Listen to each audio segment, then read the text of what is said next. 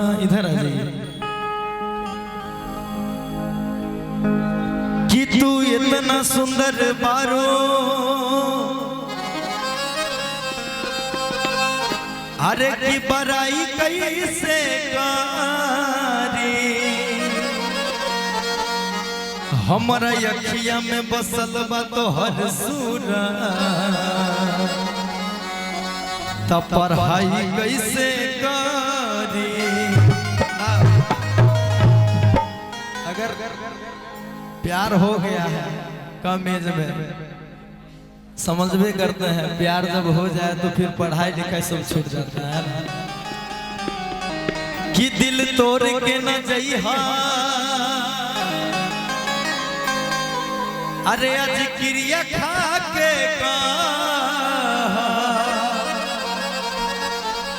भैयन के सामने से विकार काला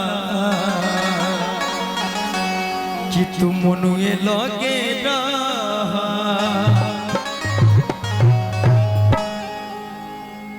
प्यार तो सभी लोग यहाँ पे किए कर देते रहिए भैया, रोकिए नहीं, उदास लगने लगता।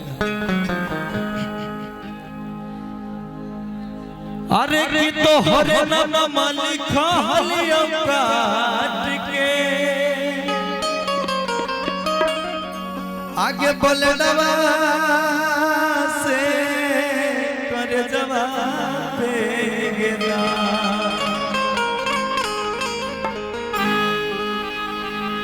याद करो उस दिन जब तुम्हारा नाम हम लिखे थे, आज तुम भूल गए। आगे तो हरे नाम लिखा हलिया काट के, हंसिए नहीं, सैड सॉन्ग है, माहौल बना के रखिए। अब बोले डबा से कर जवाब के जा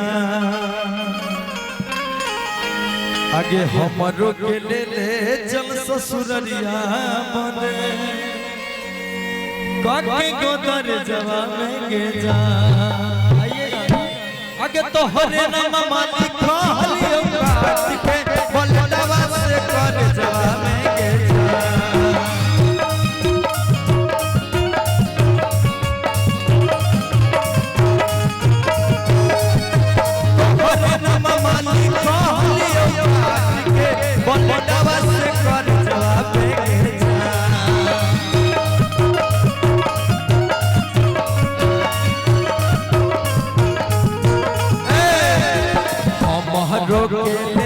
चल ससुरलिया बन काके गोदर जवाब के जा। चल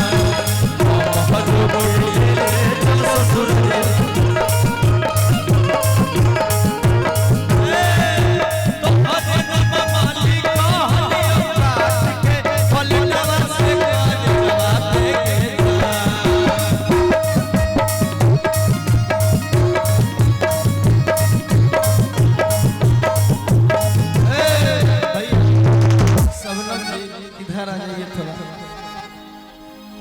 हमरो के ले चल ससुरलिया बन काके गोदर जवाब के जा। हमरो के ले चल ससुरलिया बन काके गोदर जवाब के जा।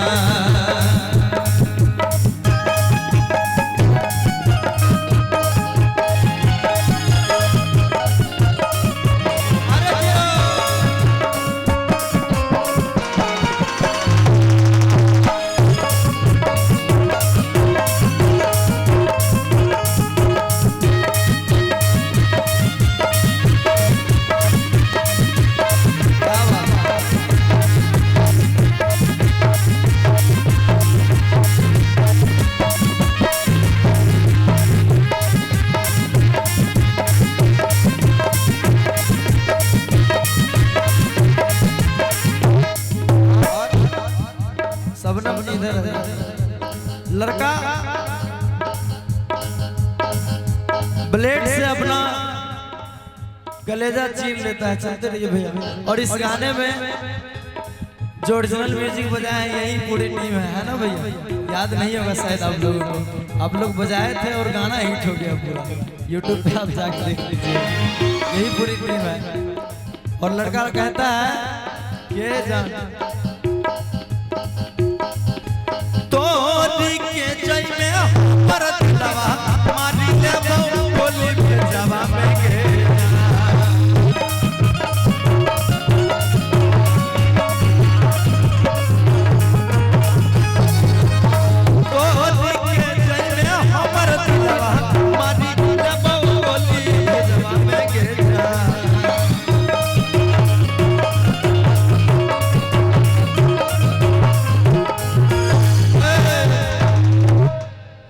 आगे जितना कनलई और कनाही ले मर जई बहुते के कान तो लेकिन ना आगे तोरी के जई में हमर दिलवा मानी ले बोली दिलवा में के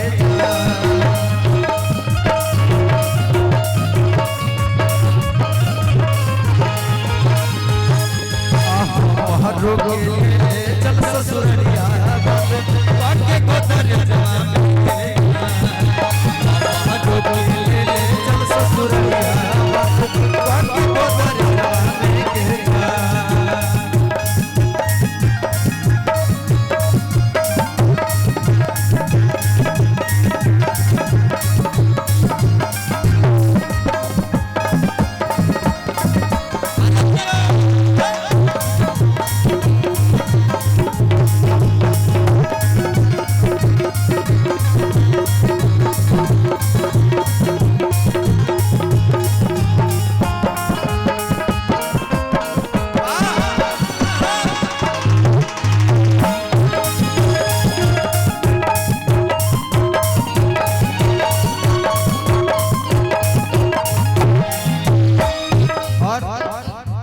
भैया का साउंड बहुत ही अच्छा बजा, थैंक यू सो मच भैया। लड़का कहता है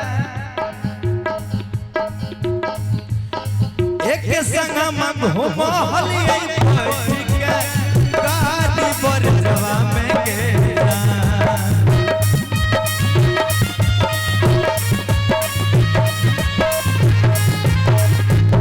अरे पागल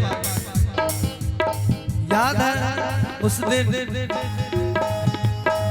जब तुमको हम गाड़ी पर जवा में घुमाया करते थे, आज भूल गए। एक संग घुमा रहे गाड़ी पर जवा में गेला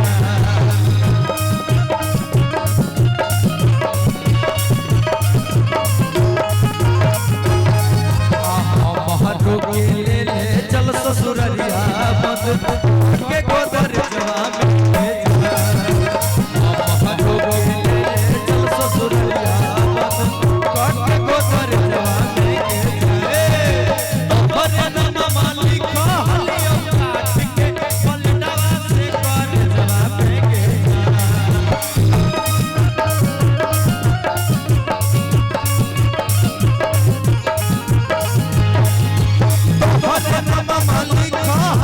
काट के पलटवा से कर जवा में